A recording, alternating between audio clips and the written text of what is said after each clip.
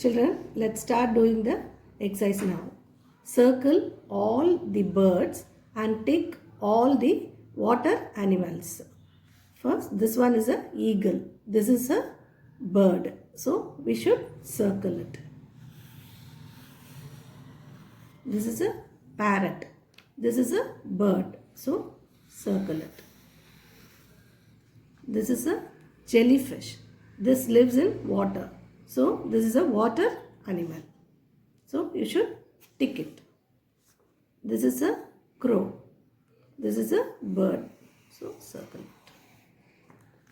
This is a fish. Fish lives in water.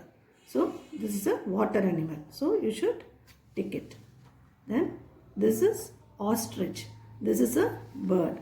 So, circle it. This is a fish. This is a water animal. So, tick. This is vulture. This is a bird. So, circle it. This is a fish. This is a water animal. So, tick it. This is a owl. This is a bird. So, circle.